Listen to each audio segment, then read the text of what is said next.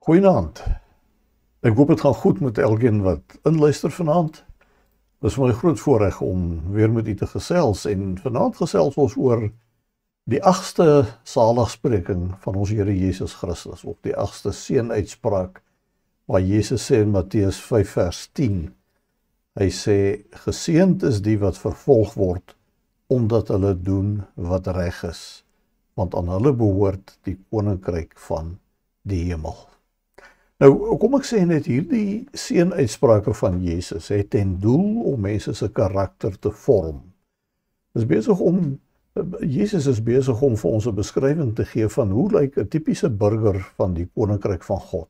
Wat se karakter het hy? Hoe dink hy? Hoe leef hy?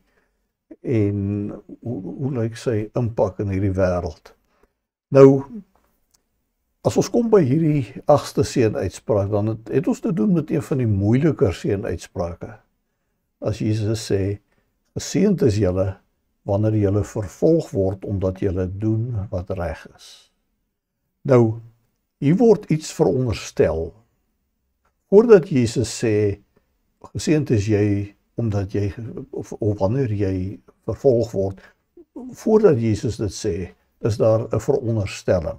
En hierdie veronderstelling noem Jesus nie, maar dit is baie duidelik daar. En hierdie veronderstelling het te doen met jou ingesteldheid.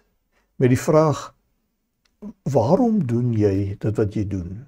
Nie net, wat doen jy nie, maar waarom doen jy? Wat is die rede daarachter?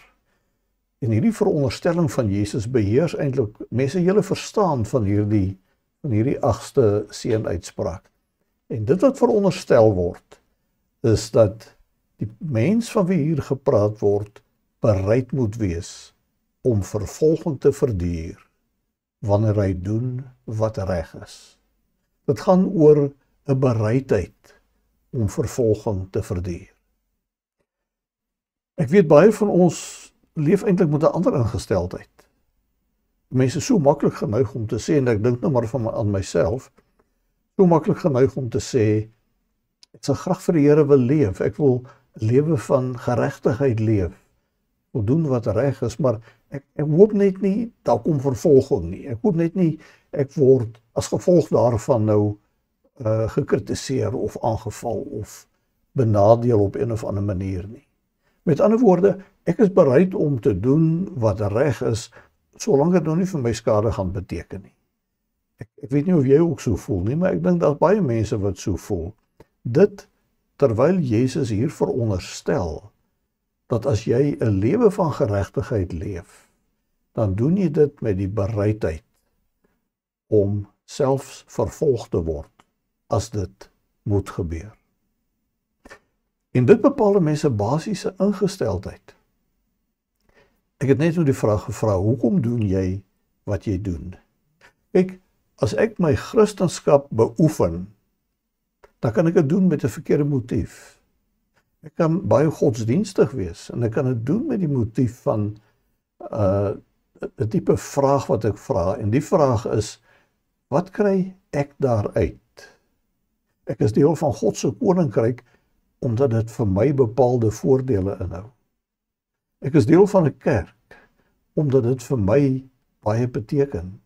Dis die vraag wat ek vra, wat beteken dit vir my as ek aan hierdie gemeente behoort? Nou, as dit my ingesteldheid is, dan verraai ek eintlik daardeur dat ek my godsdienst beoefen om 'n ander rede as wat Jesus hier veronderstel. Dan is ek basies selfgesentreerd. Dit gaan oor myself. En dis in so 'n geval wat ek dan sê, ek is bereid om te doen wat die Here van my vra, solank ek nie myself daardeur gaan benadeel nie, solank ek nie moet vervolging en swaar kry ly nie. Maar weet jy, as ek dit doen, dan is ek nie in lyn met die basiese motief wat Jesus hier veronderstel nie. Die regte vraag om te vra is nie, as ek in die koninkryk van God behoort, wat kry ek daaruit nie? Maar die regte vraag is eerder, ek behoort aan die koninkryk van God, en hoe kan ek 'n bydrae lewer om die koninkryk van God te laat groei in breedte en in diepte. Ek behoort aan 'n gemeente. Nie, wat beteken die gemeente vir my nie? Maar hoe kan ek 'n bydrae lewer om hierdie gemeente op te bou en te laat groei? Ek dien God. En hoe kan ek deur my diens aan God so optree dat ek God laat glimlag, dat ek God welbehaaglik is, dat sy naam geëer word? En weet jy, as dit jou motief is, dan gaan jy sê, goed, ek doen wat reg is, ongeag wat die gevolge, wat die konsekwensie daarvan is. Selfs al moet dit gebeur dat ek vervolging ly, dan sal ek dit nogtans doen. En ek is bereid om daai vervolging te verduur. Verstaan jy wat Jesus bedoel met hierdie 8ste seënuitspraak? Hy verwys na 'n bepaalde gesindheid in my hart. En geen wonder, Jesus het ook gesê in Lukas 9 vers 23, hy het gesê, as iemand agter my wil aankom, wat is die eerste ding wat hy moet doen? Hy moet homself verloon. Met ander woorde, jou eie behoeftes, jou eie begeertes, jou eie sentiment, kry dit eers uit die pad uit. Heeltemal. Jou eie genoegdoening, jou eie gerief, jou eie gemak. Dit het nie plek in 'n lewe waar jy Jesus volg nie. Verloon jouself, maak dit tot 'n leuen asof dit nie bestaan nie. En dan, as dit uit die pad uit is, dan is die pad vir jou oop om Jesus te kan volg en om hom met volle oorgawe te volg en sy voetspore te stap. En Jesus het na dieselfde gedeelte ook gesê, jy moet bereid wees om jou kruis op te neem. Nou, om jou kruis op te neem, onthou jou kruis in die Bybelse perspektief, is 'n instrument van teregstelling, is 'n instrument van die dood. En jy moet bereid wees as jy Jesus volg, om ook soos hy te sterf, as dit van jou gevra word. Jy sien, dit het alles te doen met hierdie bereidheid in jou hart, om te doen wat reg is, maak nie saak wat die konsekwensie is nie. Petrus praat daarvan, in 1 Petrus 2 vers 19, hy praat daar met bediendes wat swaar kry, wat dikwels vanweë hulle Christendom vervolg word, of daar word teen hulle gediskrimineer, en hulle word gespot, en dan sê hy, dit is genade as iemand die pyn van onverdiende lyding moet verduur, omdat hy aan God getrou wil wees. Onverdiende lyding. Kyk, as 'n mens vervolg word, omdat jy dit verdien, want jy het kwaad gedoen, jy het verkeerd opgetree, dan is dit geen prestasie nie. Maar wanneer jy onverdiende lyding verduur, wanneer jy lyding verduur omdat jy doen wat reg is, dan sê die Bybel, is dit genade. Dis groot genade wat jy ontvang. En in daai vervolging, in daai swaar kry, beleef 'n mens ook daardie genade. Ek weet nie wat jou omstandighede is nie, maar ek weet daar's vandag baie getroue Christene, opregte gelowiges, wat byvoorbeeld in 'n werksituasie verkeer waar daar teen hulle gespot word, waar daar teen hulle gediskrimineer word, waar mense hulle verkleineer, waar dit nie maklik is om jou Christendom te handhaaf nie, omdat jy in die minderheid is. En dis in sulke gevalle wat die Here sit en kyk, en hy vra, hoe tree jy op? Dis 'n toets. Die Here wil kyk of daai bereidheid om swaar te kry daar by jou is, en of jy gaan vasstaan, onversettelik vasstaan in dit wat jy glo wat reg is.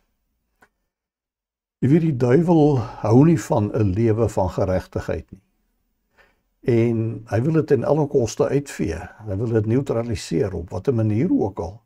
En as jy 'n lewe van geregtigheid leef, dan moet jy weet, die duiwel gaan nie daarvan hou nie, en die duiwel gaan jou aanval, of hy gaan ongelowige mense gebruik om die lewe vir jou regtig moeilik te maak. En nou wil ek vir jou sê, as jy nie daai bereidheid het, voor die tyd gehad het al nie, om vervolging te verduur nie, bereidheid om swaar te kry, dan gaan dit vir jou moeilik wees. Want jou verwagting is nou, ek lewe 'n lewe van geregtigheid, want dit hou vir my sekere voordele. Maar as jou verwagting is, ek lewe 'n lewe van geregtigheid, selfs al moet ek vervolging verduur, dan kom die vervolging en jy kan dit hanteer, want jy het die regte verwagting gehad. Jy ken die duiwel, jy weet wat gaan hy met jou probeer maak. Maar aan die ander kant, 'n lewe van geregtigheid, en jy verduur vervolging. Wat sê dit vir jou? Dit sê vir jou, jy kan een word met Jesus. Jy kan met Jesus identifiseer, want ook hy het lyding verduur, terwyl hy dit nie verdien het nie. Niks verdien het nie. Onverdiende lyding. Jesus is die mees uitnemende voorbeeld daarvan. Wanneer ek daai selfe onverdiende lyding moet verduur, dan kan ek my een wees met Jesus aanvoel, en ek kan dit uitleef, en ek kan my daarin verlustig, en ek kan vir myself sê, wat 'n voorreg, om soos Jesus hierdie swaar kry te kan verduur. En dan verstaan 'n mens wat Petrus gesê het, dit is genade. Dit is groot genade, want jy versterk jou een wees met Jesus Christus. Mag die Here jou seën in jou daaglikse lewe, en mag jy onverskrokke wees in jou lewe van geregtigheid. En mag jy deur die krag van die Heilige Gees, want dit is nie uit onsself nie, dis die krag van die Heilige Gees wat vir mens daai bereidheid gee om reg te doen, ongeag wat die konsekwensie is. Die Here seën jou. Ons Vader, ons kyk na ons eie lewe en ons besef dat dit moeilik is om bereid te wees om vervolg te word wanneer 'n mens doen wat reg is. Maar ons bid dat U aan ons elkeen daai krag sal gee.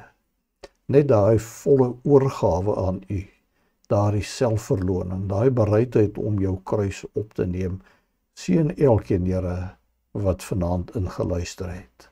En mag U naam dan verheerlik word in ons manier van lewe. Hoor ons alleen in die naam van Jesus Christus, ons Here. Amen. Goeienaand. Ek hoop jy het 'n lekker aand verder.